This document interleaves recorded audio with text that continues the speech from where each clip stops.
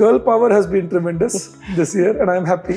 Independent decision making का factor मुझे लगता है कि तुम लोगों के रोल मॉडल्स कौन थे ये बताओ? सर मेरी तो मेरी मदर ही हैं अच्छा, जो पूरा फुल हार्टेडली मुझे सपोर्ट किया है, सैक्रिफाइसेस किए हैं। See my late grandfather as my role model, because बहुत लोग मुझे ऐसे भी कहते हैं कि आप बहुत ज़्यादा उनके जैसी हो। अब एक बात और बस मुझे बताओ कि जो कैंडिडेट्स दे रहे हैं एग्जाम उनके लिए क्या बोलना चाहोगे? Hello to all of you. I have two very wonderful people with me today for a talk regarding the way toppers have done. So I have Vishali, who is ranked 23. I have Nipa, who is ranked 144, and they have been part of Next IAS family. In fact, Nipa had been with us for quite some time. So it's always good to welcome both of you. Many congratulations. Thank you so much, sir. So I'll begin with the first things first that you know people would ask you always. That so maybe one of you can take it and then the second can also answer it. That journey शुरुआत कैसे हुई? कब मन में आ गया कि अब IAS बनेंगे? The journey started from my home itself.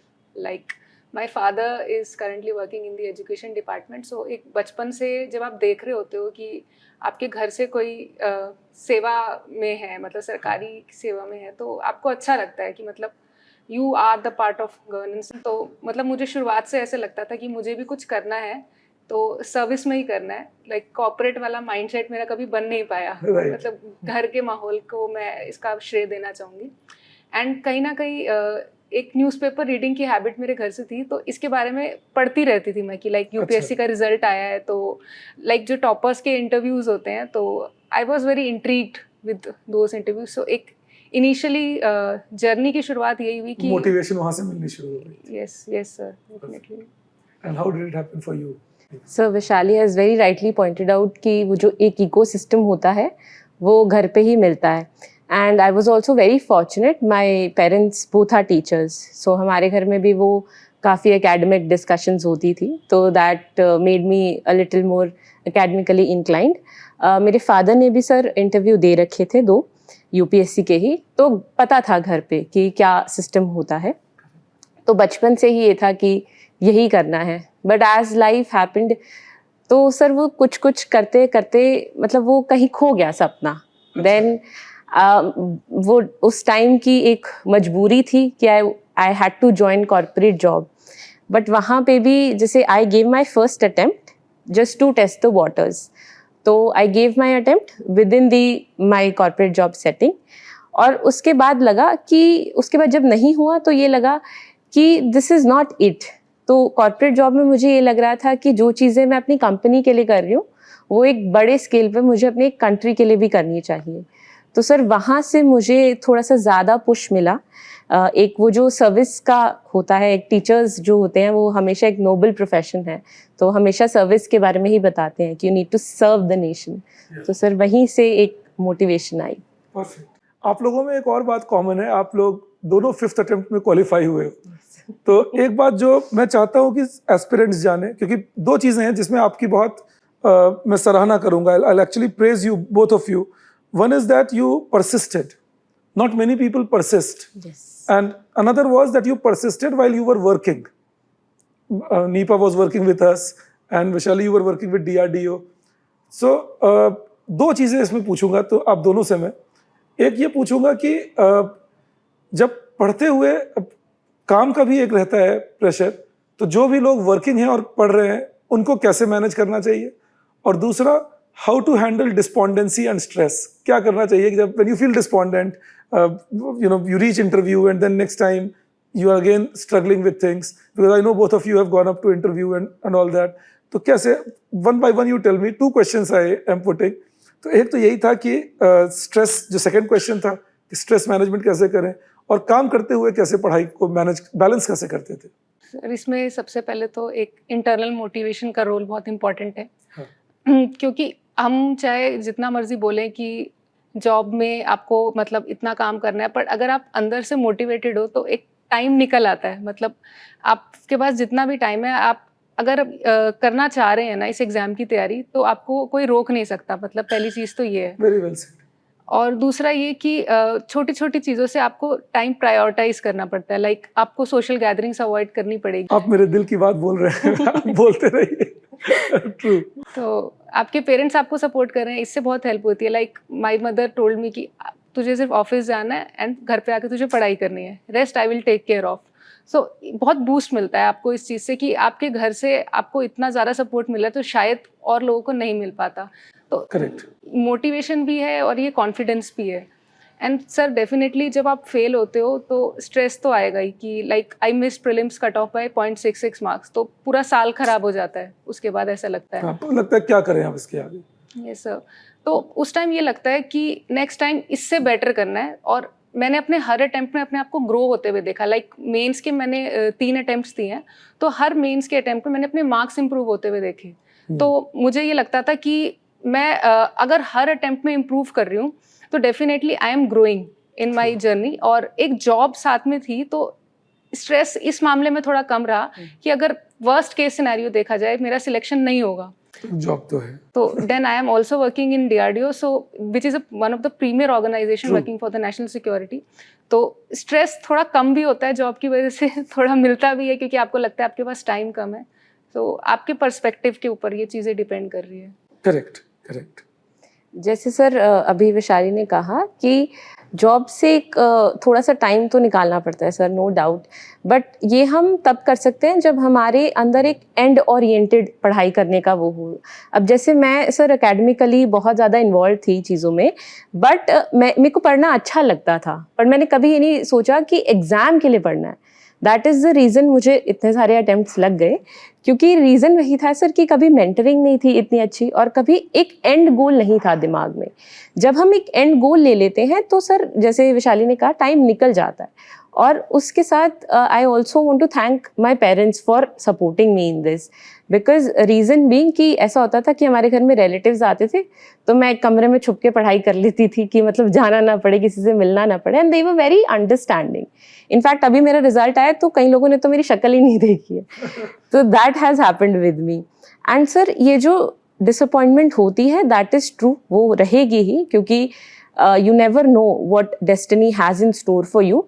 But उसमें भी आपको यही सोचना है कि कहीं ना कहीं you have to trust your self worth.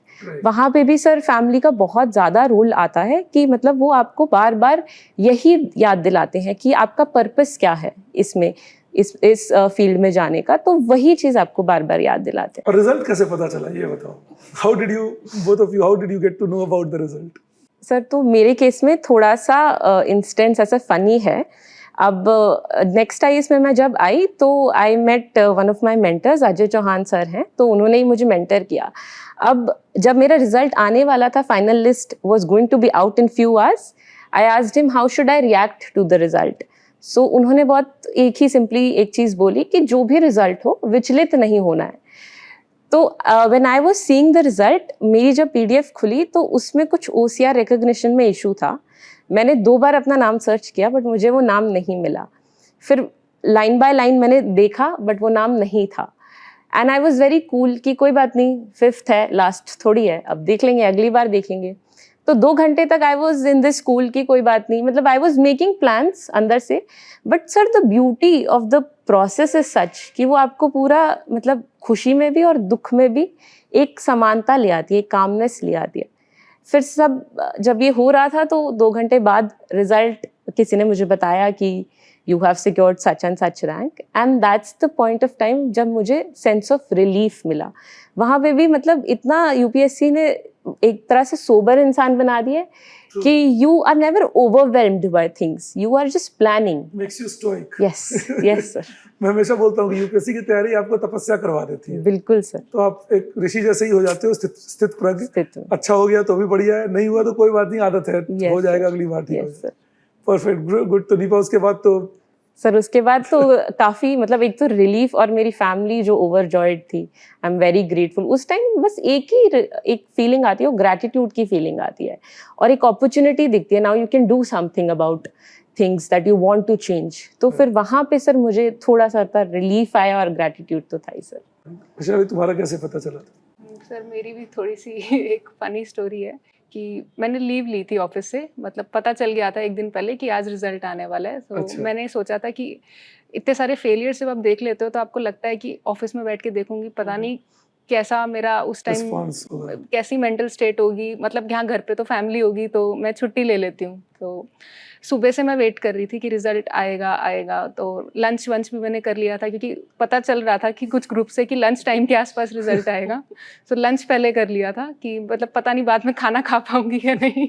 तो उसके बाद में फिर मुझे एक मैसेज और आया कि रिजल्ट शाम को आ सकता है। तो मैं मतलब सुबह से ऐसे होता नहीं, एंग्जाइटी मेरी बढ़ रही थी, तो मैंने कहा मैं सो जाती हूँ।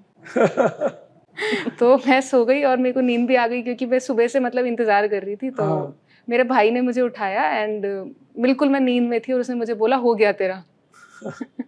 और मतलब उस टाइम ऐसा लग रहा होता, मैंने कहा क्या हुआ? क्या हुआ मेरा?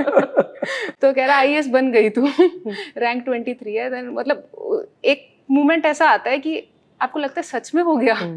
मतलब विश्वास नहीं होता कि इतने सालों से जब आप कुछ कर रहे होते हो ना, तो मतलब थोड़ा टाइम तो आपको ऐसे लग रहा होता है नहीं नहीं। मैंने बोला रोल नंबर चेक किया, मेरे को दिखा, और मैं एकदम से उठी थी सो के। तो मुझे एक शॉक जैसा लगा, मतलब ये हो सच में हो गया सच या में हो गया क्या? ये नहीं हुआ है। बट उसके बाद भी वही, मतलब जैसे नीपा ने बताया, ग्रैटिट्यूड वाली फीलिंग आई कि जहाँ से आप मतलब शुरू करते हैं ना, कि एक सपना आप शुरू करते हो तो आपको लगता है कि आपकी मेहनत रंग लाई है। तो बहुत कम लोग होते हैं जिनको मतलब ये इतनी मेहनत करने के बाद वो यहाँ पहुँच पाते हैं, क्योंकि बहुत सारे ऐसे अनफॉर्चुनेट केसेस में सुन चुकी थी। तो मतलब मुझे ऐसे लगता था कि शायद मेरा होगा या नहीं होगा, बट इस प्रोसेस ने मुझे जो कुछ सिखाया है, True. उसके थ्रू जो मेरी लाइफ में चेंज आया वो बहुत बड़ी चीज़ है। मतलब कहीं ना कहीं लगता है कि वो चीज़ ऐसी है जिसने मुझे चेंज किया है एज अ पर्सन। लाइक अगर 5 साल पहले मुझे कोई मिला होगा और अब कोई मुझसे मिलेगा, दे विल नहीं, बिल्कुल होता है, वी इवॉल्व। इस एग्जाम के बारे में मैं हमेशा यही कहता हूँ कि इस एग्जाम में सबसे अच्छी बात यह है that it allows you to evolve. True. आप पढ़ते रहते हैं, आपकी बढ़त होती रहती है, और एक समय ऐसा आता है, मुझे तो ये लगता है कि ना हो या हो जाए, बट आपको इतना काबिल बना देता है कि आप कुछ ना कुछ तो अच्छा करेंगे ही। Like it makes you capable if you are a sincere aspirant, like whatever it does. एक और बात मुझे बताओ, आप लोग प्रीलिम्स नहीं होने को लोग कैसे हैंडल करें? भाई अभी मुझे बहुत सारे कॉल्स आ रहे हैं, यू नो दैट, या मैसेजेस आते हैं, सर प्रीलिम्स नहीं हुआ क्या करें? तो जैसे फर्स्ट राउंड में नहीं हुआ, सेकंड में नहीं हुआ, अब नॉर्मली मैं बोलता हूँ कि मेंस का सर्कल कंप्लीट करो। That is my you know normal answer, कि प्रीलिम्स नहीं हुआ कोई बात नहीं, अगर हो गया होता तो अभी पढ़ रहे होते दिमाग खराब करके, तो अब क्यों छोड़ रहे हो? पढ़ते रहो, अगले साल तो फिर देना ही है। But what will be your suggestion, क्या करना चाहिए? कि डिसअपॉइंटेंसी होती है, मैं मानता हूँ, disappointment is very normal, specially अगर पहली बार नहीं हो या दूसरी बार भी नहीं हो, तो लगता है, मैं जानता हूँ बहुत बच्चे बहुत मेहनत करते हैं फिर भी दूसरी बार भी नहीं होता।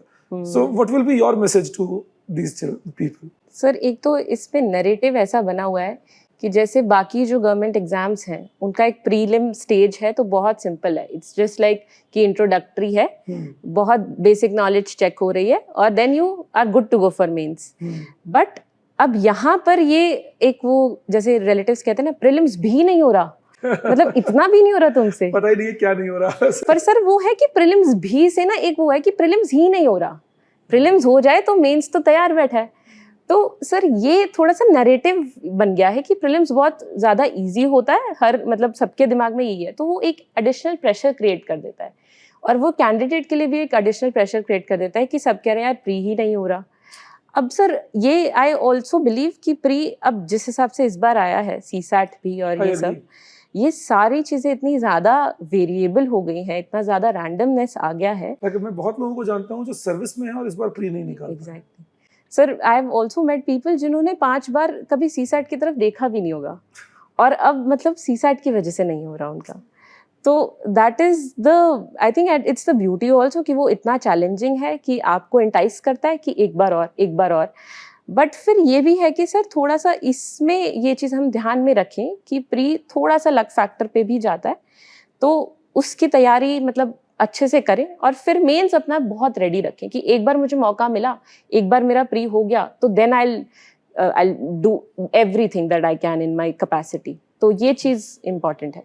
सर डेफिनेटली ऐसा नीपा ने बताया कि प्रीलिम्स बहुत ज़्यादा डाइसी हो रहा है आज के केस में, बट मैंने ये गलती करी है कि जब मेरा प्रीलिम्स नहीं हुआ था ना, तो मैं प्रीलिम्स का ही ज़्यादा पढ़ने लग गई थी और उसके बाद जब मेरा प्रीलिम्स क्लियर हुआ तो मेरा मेंस खराब हो गया। बहुत अच्छी बात कही तुमने, सही बात है। जब तक मेंस प्रिपेयर्ड नहीं होगा, जब प्रीलिम्स क्लियर होगा, कैसे मेंस क्लियर करोगे? क्योंकि मुझे लगता है जो 80 डेज 90 डेज का विंडो होता है between prelims and mains, that's not sufficient कि आप उसमें पूरे मेंस को तैयार स्क्रैच से स्टार्ट नहीं कर सकते स्क्रैच से सर। वो एक स्टार्ट लॉन्ग साइटेडनेस आपको रखनी पड़ेगी कि प्रीलिम्स क्लियर करना है, बट अल्टीमेटली मार्क्स आपके मेंस के ही काउंट होंगे। ट्रू तो और अगर आपको इस जर्नी में टिकना है, मतलब सम पीपल आर लाइक कि उनको लगता है कि प्रीलिम्स नहीं हो रहा तो हम बाहर ही निकल जाते हैं, वो एक अलग चीज़ है कि वो उस जर्नी से ही बाहर आ रहे हैं। पर अगर आपको इस जर्नी में टिकना है तो आपको मेंस के ऊपर फोकस अभी ज़्यादा करना चाहिए। प्रीलिम्स इज़ लाइक कि आप लास्ट के 2-3 महीने में आप बहुत रिगरस प्रैक्टिस कर सकते हैं, आप एनालाइज कर सकते हैं कि आपका प्रीलिम्स हुआ तो क्यों नहीं हुआ। आप इस चीज़ के ऊपर फोकस कर सकते हैं कि आपने कोई सिली मिस्टेक्स तो नहीं की, या फिर आपकी एक्यूरेसी ख़राब थी। और जैसे इस बार सीसैट थोड़ा ज़्यादा डिफिकल्ट आया तो आप सीसैट के ऊपर एफर्ट्स एक्स्ट्रा लगा सकते हैं, मतलब एक ऑब्जेक्टिवली। मैं नॉर्मली स्टूडेंट को सजेस्ट करता हूँ that choose 2 days in a week whole year, और उन 2 दिनों में 1.5 घंटे सीसैट प्रैक्टिस कर लो। 1 घंटा 1.5 घंटा कोई एक टॉपिक चूज करके, so 3 hours in a week if somebody puts in the entire year, so and then gradually increasing it, of course जैसे आप फिल्म्स के पास जा रहे हैं तो बढ़ाते गए उसको। तो मुझे लगता है that then you are well practised to tackle questions जिसमें आप क्वालिफाई तो कर जाएंगे। मतलब that I thought is one way out. Sir and previous year question also helps, उससे एक्चुअली थीम जो है वो पता चल जाता है, फिर उसी थीम पे we can work on. CSAT में भी this holds and general studies में भी this holds. Right right. And what would be your stress buster during preparation? सबके अलग अलग होते हैं। मैं तो जैसे सो जाता था, मैंने तो यूपीएससी के लिए प्रिपेयर नहीं किया कभी, but whenever in my student days I would feel, even today when I feel stressed I take a nap. तो तुम लोग क्या करते हो? स्ट्रेस बस्टर क्या है? सोना तो वैसे सबका ही स्ट्रेस बस्टर है। सोना is a good stress common to buster. All. Common to all sir. Sir वैसे मतलब जैसे my preparation revolved around me, one room and my mother. So मेरी मम्मी यही कहती थी बस कर, कितना पढ़ेगी, चल अब वॉक पे चलते हैं। So that was my stress buster कि ठीक है एक दिन नहीं हो रहा, 2 दिन नहीं हो रहा, but then you have to get साथ में कम से कम। exactly. And sir, also I think music, dance and all the hobbies that you pursue, for example I pursued yoga, तो वहाँ उस चीज़ में काफ़ी एक होता है कि इंसान काम हो जाता है कि ठीक है जो होगा देख लेंगे। So hobbies also play a good part, because एक तो इंटरव्यू में आपसे पूछी जाएगी, तो you must be a well rounded person कि आपकी लाइफ में सिर्फ यूपीएससी नहीं है। बिकॉज अगर सिर्फ यूपीएससी होता है then we start romanticising the process, we get emotionally invested into it. और यूपीएससी उल्टा ही डिमांड कर रहा है कि एक स्टॉइक होके एक emotionally intelligent, exactly. So then also you can work upon that. So sir, I think hobbies make you a well-rounded person. Perfect. And तुम क्या करते थे वैशाली, ये बताओ? सर एक तो मतलब मैं डिस्क्लोज करना चाहूँगी, मेरा आधा दिन जैसे ऑफिस में जाता था तो मेरी कोशिश ये होती थी कि मैं ऑफिस में यूपीएससी के बारे में किसी से बात ना करूँ। तो ये अपने आप में ना आपके माइंड को थोड़ा क्लियर अप करने में हेल्प करता है। मतलब उस समय के लिए मैं भूल जाती थी कि यूपीएससी का एग्ज़ाम की नाम की कोई चीज़ है मेरी लाइफ में। और मैं मतलब डिस्कशंस कर रही हूँ, हमारे मतलब ऑफिस में बहुत टेक्निकल डिस्कशंस होती थी, लाइक मैथमेटिक्स ओरिएंटेड। और कई बार ऐसा होता था हम जनरल टॉक्स रख लेते थे, लाइक मेडिटेशन के ऊपर हम एक सेशन रख लेते थे हमारे ऑफिस में। सो इन सब चीज़ों से ना मतलब मुझे थोड़ी देर के लिए ही सही, मैं ऐसे लोगों के साथ में एक अलग जोन में चली जाती थी कि मतलब मुझे लगता था कि यहाँ पे मैं कुछ भी डिस्कस कर सकती हूँ, एनीथिंग आई वांट। और घर पे भी मेरा ऐसा होता था कि घर वालों से यूपीएससी के बारे में कोई बात नहीं करेगा। एंड यहाँ पे मेरा मतलब होता था कि एक थोड़ा सा टाइम अगर मैं उस जोन से बाहर चली जाऊंगी ना तो वो मेरे माइंड को एक अलग पर्सपेक्टिव देगा। एंड लाइक नीपा ने बताया कि योगा जैसे वो करती थी, मुझे भी ये चीज़ लगती है कि अगर आपकी लाइफ में कोई भी फिटनेस एक्टिविटी है, लाइक हमने भी अपने घर में एक छोटी सी बाइक रखी हुई है, एयर बाइक। लाइक अभी मुझे थोड़ी ज़्यादा एंग्जाइटी हो तो I can do biking on that for 15-20 minutes, तो बहुत फर्क पड़ता है। ये मैं हमेशा बोलता हूँ that 2-3 things that I feel, one is that whosoever is working hard, जिस भी फील्ड में कर रहे हैं, तो physical fitness is very important. मतलब आप फिजिकली इतने फिट रहे हैं कि 12 घंटे टिक तो सके जहाँ टेबल पे बैठे हैं या काम कर रहे हैं। And secondly I always say that mentally remaining calm has to be practised, and that can be done by having one hobby and one emotional support. I always say that find an emotional support that can be friend, parents, spouse, whosoever, and one hobby. कोई एक normal hobby रखिए। जो मैं generally candidates को बोलता हूँ, कुछ नहीं तो म्यूजिक सुन लो, किताब पढ़ लो, कुछ भी कर लो, घूमने चले जाओ, भाग लो सुबह सुबह उठ के, nothing, but that should not be connected to UPSC जहाँ तुम डिस्कनेक्ट तो रहो थोड़ा। So I think yes, true. मेरा भी होता था कि जैसे छत पे चले गए तो हेडफोन्स लगा के 1 घंटा वॉक भी हो गई, कोई म्यूजिक सुन लिया, and you feel refreshed. Yes, because you know कुछ तो हो जाए उसमें, हम नहीं सोचें काम के बारे में कुछ देर के लिए। Wonderful. And girl power has been tremendous this year, and I am happy because I believe that women should be growing well. क्योंकि ऐसे ही हमारा labour force participation rate for women बहुत कम है. But how would you propose?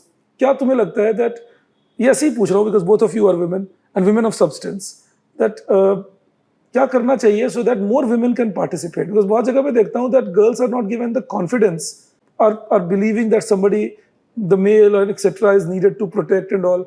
I have never been able to understand it since I was a college student, that a woman is herself so strong. So why should she need a man? But ये क्यों ऐसा? क्या तुम्हें क्या लगता है क्या करना चाहिए हमें कि ठीक हो जाए मामला? सर वो ओवरनाइट तो नहीं आएंगे changes. Absolutely. But the thing is कि जो एम्पावरमेंट है वो कहीं पर भी घर पे ही शुरू होगी. डेफिनेटली. अब जैसे मुझे ये लगता है कि मेरी मदर जो है वो टीचर है, तो ये चीज़ उन्होंने मेरे अंदर डाली है कि whatever you do, be very financially and emotionally independent. That is a very important trait that you need to have as a women.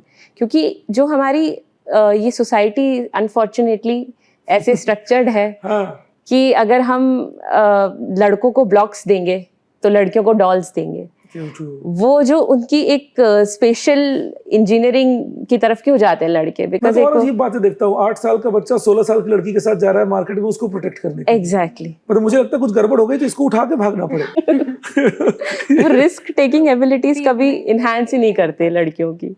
तो यही होता है कि सर यहाँ से घर से ही शुरुआत होगी और फिर इवेंचुअली जो उसके रिपल इफेक्ट्स हैं वो इकोनॉमी में भी दिखेंगे. But I think generationally it is changing quite Yes, a bit. now isn't it is, sir. Like your Definitely. generation is doing very well. Definitely, I see sir. the generation, half a generation lesser than yours. Like जो लोग आप लोगों से 8-10 साल छोटे हैं, even they are doing.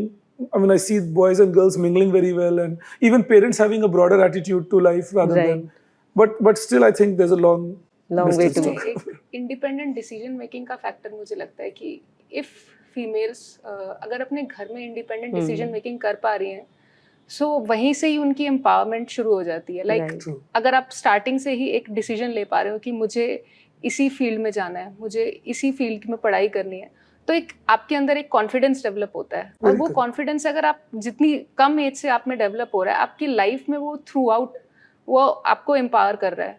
And वो चीज़ ऐसी है जो आपके घर में आपके पेरेंट्स अगर आपको प्रोवाइड करवा दें जितनी जल्दी, वो हेल्प करता है.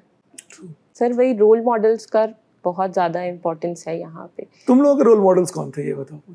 सर मेरे तो मेरी मदर ही हैं अच्छा. जो पूरा फुल हार्टेडली मुझे सपोर्ट किया है, सैक्रिफाइसेस किए हैं, साथ साथ घर भी मैनेज किया है और बाहर भी. शी वॉज अ टीचर, तो मेरे लिए तो और ज़्यादा नोबल हो जाता है. तो मेरे लिए तो सर मदर ही है. वैशाली तुम किसे देखते हो? Sir I see my late grandfather as my role model, because बहुत लोग मुझे ऐसे भी कहते हैं कि आप बहुत ज़्यादा उनके जैसी हो. तो और मुझे उनके कुछ आइडियाज़ बहुत पसंद रहते हैं. मतलब जैसे उन्होंने बोला कि आप कहीं भी पहुंच जाओ, आप अपने एथिक्स और प्रिंसिपल्स को अगर नहीं छोड़ रहे हो तो वो आपको डिफाइन कर रहा है रादर देन कि आप एक पोजीशन पे हो या नहीं हो. मतलब उनकी मतलब सादगी मुझे बहुत ज़्यादा इंस्पायर करती है. मुझे ऐसे लगता है कि आप जहाँ भी हो, अगर आपका इंटेंशन ठीक है, आप जिस भी काम में आप जहाँ भी हो. I agree. क्योंकि अगर आप सेल्फ नहीं रहे तो फिर आप जैसे आज मैं बाकी लोगों को भी तुम लोगों के थ्रू ही बताना चाहता हूँ कि आज तुम लोग एक पर्सन हो जिस पर्सन ने ये हासिल किया जो तुमने हासिल किया. अब सोचो अगर ये पर्सन बदल गया तो इसका मतलब हुआ कि जो तुम जिस काबिलियत से ये हासिल किए थे वो काबिलियत भी तो चेंज हो जाएगी फिर. True. So I think person should never change. Attitudinal aspect should not change. Rest of course we all evolve and we grow for better. I'm sure. लेकिन एक internal person जो है वो आपके grandfather बहुत सही बात कहते थे. I mean I fully agree. And somewhere my philosophy is also the same that you know unless you are not grounded and you don't know who you are. Like ये तो ठीक है एक आपने achievement किया, ईश्वर करेंगे आगे और achievement करोगे. But if you forget what we are, then of course. Nipah को तो वैसे ही टीचर्स की फैमिली है तो लेक्चर मिलता ही रहता है. Because we are also a teacher's family, me and my wife and my children, I sometimes pity them. That on everything they get a lecture. अब एक बात और बस मुझे बताओ कि जो कैंडिडेट्स दे रहे हैं एग्जाम उनके लिए क्या बोलना चाहोगे? Something that you would like to give them as your message. Because you have gone through a lot and now the journey has ended successfully. So what would be your message? Sir इसमें मैं थोड़ा सा एक coat बोलना चाहूँगी जो मुझे inspire करता रहा है हमेशा, कि जिनके नसीब ऊंचे और मस्त होते हैं उनके इम्तिहान भी ज़बरदस्त होते हैं. Very good. तो सर ये दिस इज समथिंग दैट ये जो डिफिकल्टी है प्रोसेस की, ये जो चैलेंज है, दिस केप्ट मी मोटिवेटेड। ये इंटरनल मोटिवेशन लेके आई है अपने अंदर से। और always be mindful of the intention why you came into this. तो वो चीज़ sir you also have to have it कि ठीक है यहाँ रखना है अपने साथ। True true. अगर आपको लग रहा है कि आपकी लाइफ में चैलेंजेस बहुत ज़्यादा आ रहे हैं, तो आपको ये भी रियलाइज़ करना चाहिए कि बड़े चैलेंजेस के बाद ही बड़ी सक्सेस मिलती है। सो आपको अपनी होप नहीं खोनी है। आप क्यों आए हो, ये चीज़ आपको अपने दिमाग में हमेशा रखनी है कि आपका इंटरनल आइडिया क्या था सर्विसेज में आने का। एंड वो अगर आपके दिमाग में है तो आपके आगे कितने भी चैलेंजेस आए आप परसिस्ट करते रहोगे। और सेकंड चीज़ ये कि आप कंपेयर ना करें कभी भी अपनी जर्नी को कि इसका सिलेक्शन जल्दी हो गया तो इनका तो जो है लक चल गया होगा, लाइक मेरा लक खराब है। तो ऐसे कंपैरिजन में ना आए, अपनी जर्नी पे फोकस करें और अपने सेल्फ इम्प्रूवमेंट पे फोकस करें। अब एक सवाल और तुमने मेरे मन में जगा दिए कहकर I am taking your time. एक सवाल ये जगा दिया, तो फिर क्या एक बेसिक एम क्या है मन में आप लोगों के? कुछ एक मन में है कि अगर अच्छा सर्विसेज में गए तो समथिंग एक्स जो कोशिश ज़रूर करेंगे करने की। हम सब का, जैसे मैं जब टीचिंग में आया था तो मेरे दिमाग में था कि इंडिया में ही पढ़ाऊँगा और कोशिश करूँगा कि हमारे बच्चे वैसा ही सोचें जैसा देखा मैंने बाहर बच्चों को सोचते हुए। तो कोई एक बात जो रहती है मन में, कोई हो ऐसी बात, और नहीं है तो भी कोई दिक्कत नहीं है। But generally when we are pursuing something there is one goal, sometimes women empowerment, sometimes social upliftment, कुछ भी एक रहता है दिमाग में कि ये करेंगे अगर मौका मिला तो। सर एक रेसिप्रोसिटी की फीलिंग होती है कि you been blessed, the society, the nation has given you so much. तो उस चीज़ को जो आपकी ब्लेसिंग्स है you have to give back to the society. तो एक ये भी रहता है सर। और सर ये भी मुझे लगता है कि वन मस्ट बी वेरी मतलब थोड़ा सा सरेंडर कर देना चाहिए डेस्टिनी में।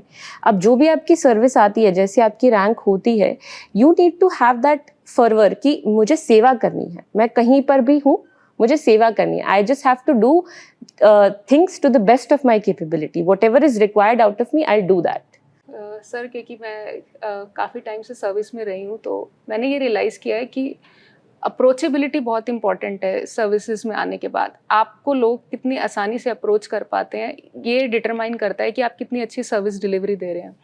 तो मेरा ये फोकस हमेशा रहेगा कि मैं जहाँ भी हूँ ऐसा लोगों को फील ना आए कि they are talking to very elitist person. Like मेरा हमेशा से ये मानना रहा है कि आप जितने ज़्यादा लोगों के साथ जुड़ के काम करते हैं आप सिचुएशन को और अच्छे से समझ पाते हैं। तो बहुत बहुत अच्छी बात कही तुम लोगों ने। मेरा मन तो कर रहा है कि और बात कर लूं, but the time is a constraint. It is actually a pleasure meeting both of you and interacting. I am sure जो लोग हमें सुनेंगे उनको तुम लोगों से बहुत गेन्स मिलेंगे definitely. So keep doing like this and thanks a lot for being here, Nipa and Vaishali, both of you. Sir, it was our honor. Sir, it's our honor to meet Great pleasure. You know, it's always great to see both of you. तो आप लोग, मुझे ईश्वर ने बेटी दी नहीं है तो आप लोगों को देखता हूँ तो मुझे बस वही मिल जाती है। God bless both of you. Thank you, sir.